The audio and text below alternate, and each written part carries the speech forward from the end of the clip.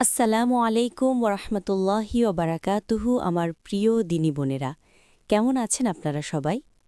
বোনেরা, কখনো কি এমন মনে হয়েছে যে রমজান মাস আসে আর চোখের পলকে চলেও যায়, কিন্তু আমাদের আত্মাটা যেন সেই তৃষ্ণার্তই থেকে যায়?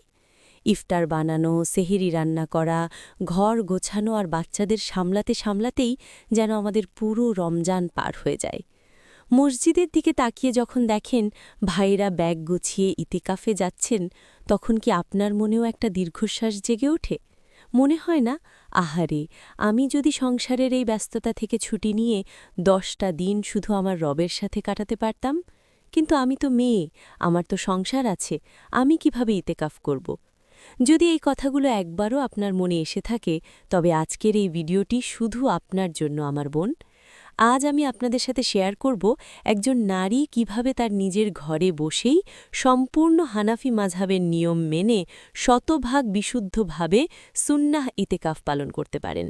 ইতেকাফের নিয়ত থেকে শুরু করে কোথায় বসবেন, কি আমল করবেন, কিসে ইতেকাফ ভেঙে যায় এবং আপনাদের মনের সব ছোট বড় প্রশ্নের উত্তর, সব কিছু আজ আমি খুব সহজভাবে আপনাদের বুঝিয়ে বলবো ইনশাআল্লাহ। তাই ভিডিওটি না টেলে শেষ পর্যন্ত দেখার অনুরোধ রইল, কারণ আজকের এই আলোচনা হয়তো আপনার এই রমজানকে জীবনের সেরা রমজানে পরিণত করতে পারে। আমার প্রিয় বোনেরা, ইতেকাফ শব্দটির মানে হল কোনো এক জায়গায় নিজেকে আটকে রাখা বা অবস্থান করা। শরীয়তের পরিভাষায় দুনিয়ার সব ঝামেলা থেকে নিজেকে গুটিয়ে নিয়ে আল্লাহর সন্তুষ্টির আশায় নির্দিষ্ট জায়গায় অবস্থান করাকেই ইতেকাফ বলে। আমরা সবাই জানি আমাদের প্রিয় নবী রাসূলুল্লাহ সাল্লাল্লাহু আলাইহি ওয়াসাল্লাম রমজানের শেষ দশকে মসজিদে ইতেকাফ করতেন। কিন্তু আপনারা কি জানেন, নবীজির ইন্তেকালের পর আমাদের উম্মার মায়েরা অর্থাৎ নবীজির পবিত্র স্ত্রীগণ কিভাবে ইতেকাফ করতেন? সহিহ বুখারী শরীফের হাদিস উম্মুল মুমিনিন হযরত আয়েশা রাদিয়াল্লাহু আনহা থেকে বর্ণিত। তিনি বলেন, নবী সাল্লাল্লাহু আলাইহি ওয়াসাল্লাম তার ইন্তেকালের পর্যন্ত রমজানের শেষ দশকে ইতেকাফ করেছেন, এরপর তার স্ত্রীগণও ইতেকাফ করেছেন। সুবহানাল্লাহ! চিন্তা করে দেখুন বোনেরা, আমাদের উম্মার মায়েরা এই আমলটি ছাড়েননি। ইতেকাফ হলো এমন একটা সময় যখন আপনি দুনিয়ার সব কোলাহল থেকে দূরে গিয়ে আপনার সৃষ্টিকর্তাকে একান্তে কাছে ডাকেন। এর সওয়াব যে কত বিশাল তা বলে শেষ করা যাবে না। আর সবচেয়ে বড় পাওয়া হলো এই 10 দিন ইতেকাফ করলে আপনি নিশ্চিতভাবে লাইলাতুল কাদার বা হাজার মাসের চেয়েও শ্রেষ্ঠ রজনীর সওয়াব পেয়ে যাচ্ছেন আলহামদুলিল্লাহ। এবার আসুন হানাফি মাযহাব অনুযায়ী আমরা বোনেরা কিভাবে ঘরে বসে ইতেকাফ করব তা ধাপে ধাপে জেনে নিই। আমি খুব সহজ করে বলছি, আপনারা মনোযোগ দিয়ে শুনবেন। প্রথমে বলি ইতেকাফের স্থানের কথা। বোনেরা, হানাফি মাযহাব অনুযায়ী মহিলাদের জন্য মসজিদে গিয়ে ইতেকাফ করা মাকরুহ। আমাদের জন্য সবচেয়ে উত্তম জায়গা হল আমাদের নিজের ঘরের নামাজের নির্দিষ্ট স্থান, যাকে আরবিতে মসজিদুল বাইত বলা হয়। এখন আপনার যদি ঘরে আগে থেকে নামাজের কোনো নির্দিষ্ট জায়গা না থাকে, চিন্তার কিছু নেই। আজই আপনার শোবার ঘরের বা অন্য যে কোনো নিরিবিলি ঘরের একটি কোণা নির্দিষ্ট করে নিন। সেখানে একটি জায়নামাজ বিছিয়ে দিন, সম্ভব হলে চারপাশে কাপড় বা পর্দা দিয়ে একটু আড়াল করে নিন। ব্যাস, এটাই আপনার ইতেকাফের জায়গা। সুন্নাহ ইতেকাফ শুরু হয় রমজানের ২০ তারিখ সূর্যাস্তের আগে থেকে, অর্থাৎ ২০ রমজান আসরের নামাজের পর মাগরিবের আজান দেওয়ার ঠিক আগে আগে আপনাকে আপনার সেই নির্দিষ্ট জায়গায় গিয়ে বসে পড়তে হবে এবং নিয়ত করে নিতে হবে। ইতেকাফের জন্য মুখে আরবিতে নিয়ত বলা জরুরি নয়, অন্তরের ইচ্ছাই হল নিয়ত।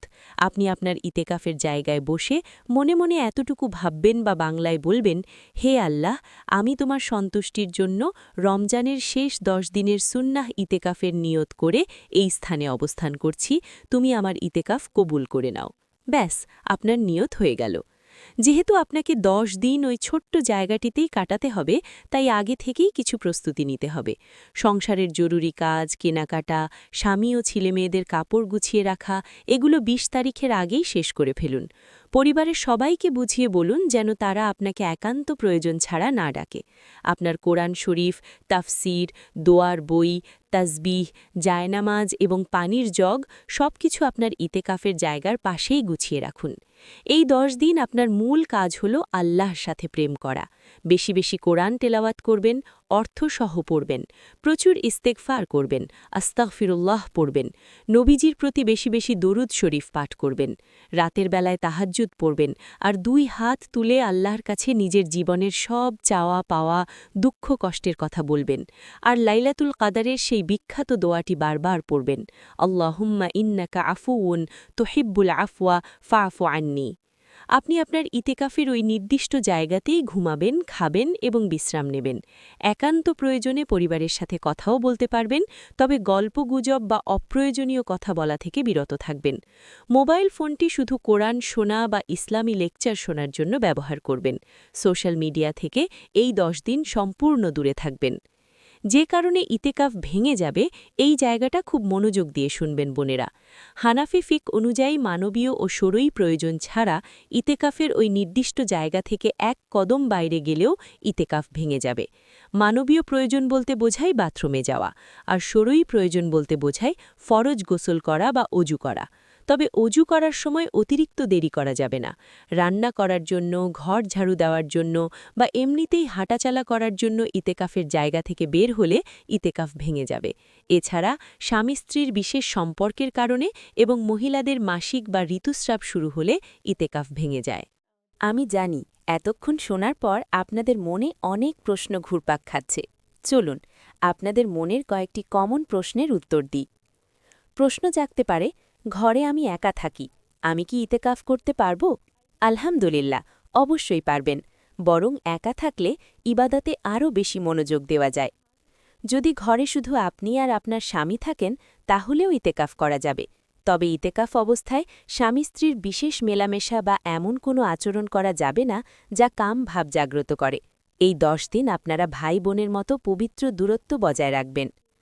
অনেকের ছোট বাচ্চা আছে, ভাবছেন ইতেকাফ করতে পারবেন কিনা। যদি বাসায় এমন কেউ থাকে যে বাচ্চা সামলাতে পারবে, তাহলে পারবেন। কিন্তু বাচ্চা যদি ছোট হয় এবং সে বারবার আপনার কাছে আসে, আপনি ইতেকাফের জায়গায় বসেই তাকে আদর করতে পারবেন, দুধ খাওয়াতে পারবেন।